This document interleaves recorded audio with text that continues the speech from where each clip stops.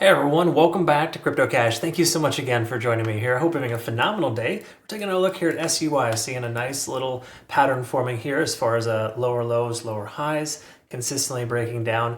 We possibly have a bottom in here at about this 0.5 fib level, and we may see recovery up here at about 205 as a rough estimate for that 0.236. A lot of this is speculation at this exact moment just based on Bitcoin retracing. SUI recovered very nice in the last 4 hours, but it's also pulling back as well. Not quite as hard as others here, with Bitcoin looking like it wants to run. We have a short open with Bitcoin, for example, halfway to our profit target already. So again, for the most part, we can expect most coins to pull back. So SUI, keep in mind, an obvious outlier. It's not the coin that you generally want to try to short with. My success rate for SUI on shorting is 50% this year. Okay, so again, I don't love it. Either way you look at it, let's take a look at the back end and see what's going on here. So again, either way, when it comes to SUI, it's still in a bullish uptrend, still in a good continuation. Until we break our ascending trend line, we kind of presume the price will continue higher.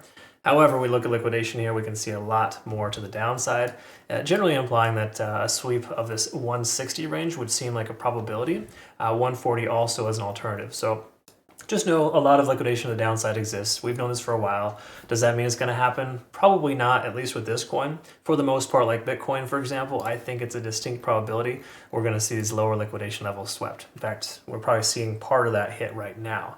And I do think that Bitcoin is going to continue much lower, right? We got the bearish rectangle, we're breaking down from that.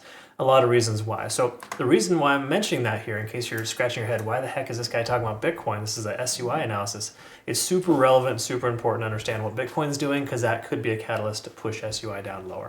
In fact, it is. That's half the reason why SUI ever pulls back, is because Bitcoin is too. And if you look at the correlation here too, you can see there's a pretty significant correlation. Watch, we got this down over down pattern for Bitcoin, and SUI has just been like a slow bleed, so to speak.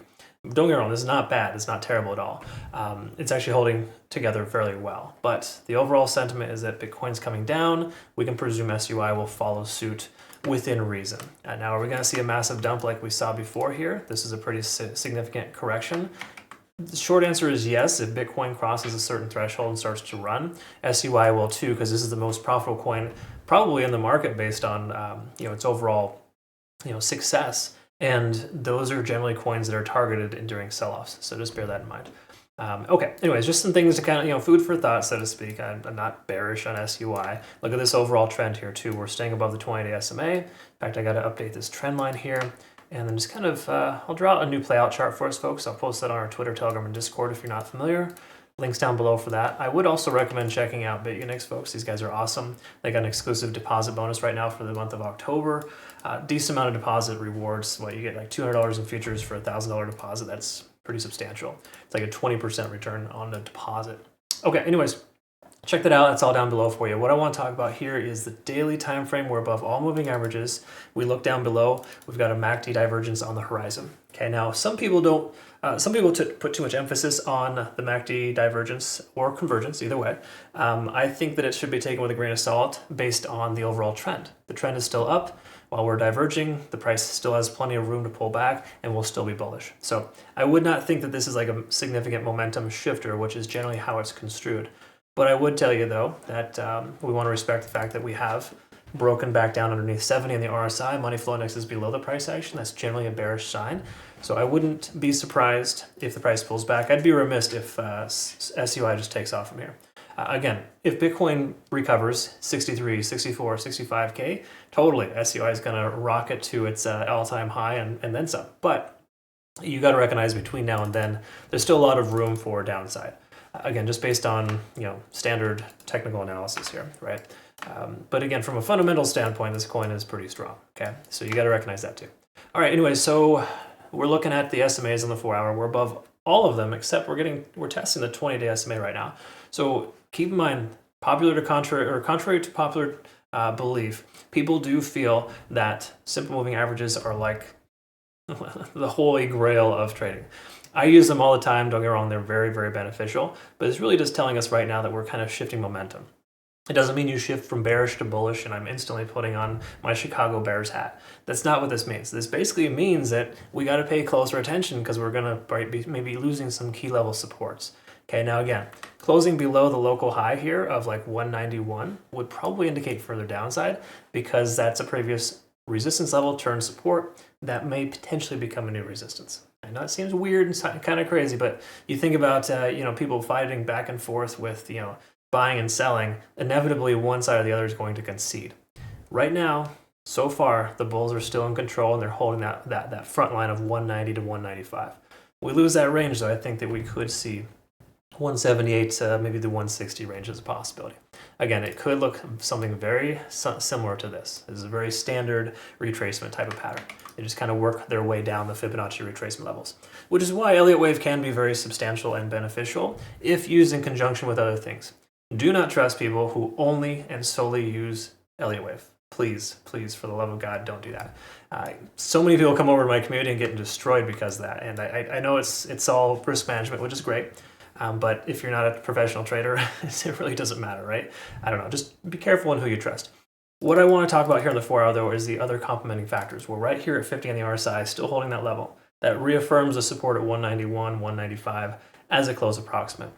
We can also see money flow index is right there with it. So money's pulling back. People are seeing that this is kind of a neutral value. And while stochastic is swinging up, we could see that pivot.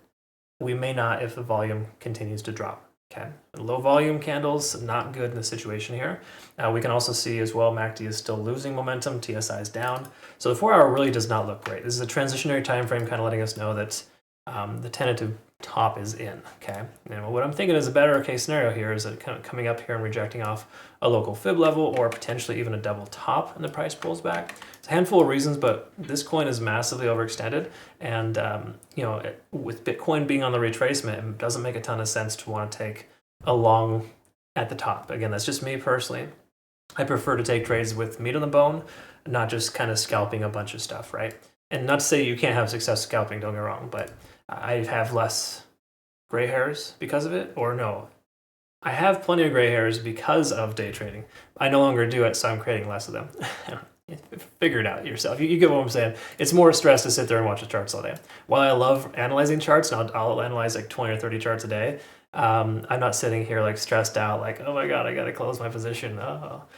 If something doesn't go my way, I just trust the analysis. Heaven forbid the stop loss occurs. It's all good. I generally look at invalidation levels now and close my trades early, but again, different scenarios for different folks. So the 1 hour time frame tells us we're within and or below the cloud. So this is generally a bearish sign. Lagging span is kind of within the price action. It's getting there. So it really implies you have a short position open, you probably should secure some profits. And this is not a situation where you want to consider a long. Okay, keep that in mind. We have this coin, it's very, very seldom that this coin goes underneath the cloud. And now that we are below it, we got to respect the fact that we are below a resistance, and there's a stronger likelihood of the price action rejecting off of this range here of $2 to 205, okay, which is kind of already done so far. So until this coin establishes higher highs and higher lows and breaks free from this little trend line that we're in, there's really no reason to consider a long position. Okay, so again, that's just me. Once more, I kind of like to take trades that have a higher success rate. And you should too. It's just kind of the way that trading should be. And right now, if you're like feeling emotionally disgruntled by anything I've said here so far, you're probably in the wrong place, because I'm just going to tell you how it is, because charts don't lie. People lie, right? Anyways, conversation for another day. Thanks again so much for watching. This is just kind of where we're at here. Nothing too crazy. I'll update our playout chart on our Twitter, Telegram, and Discord. Let's just pay attention to this trend here and see what's going on. I think a closure above 205 would maybe signal further upside. A closure below 190, 191 would also indicate further downside. We're kind of in that transition right now, folks. It just doesn't make a ton of sense to trade it. Okay. So again, I know, I get it. Why wait for a higher price to take a long? Why wait for a lower price to take a short? It doesn't make sense logically, but it makes perfect sense from a technical standpoint. You'll figure it out eventually if you don't understand it now. Thanks again so much for watching, folks. We'll look forward to seeing the next one. Have a great rest of your day. Take care of yourself. Bye-bye.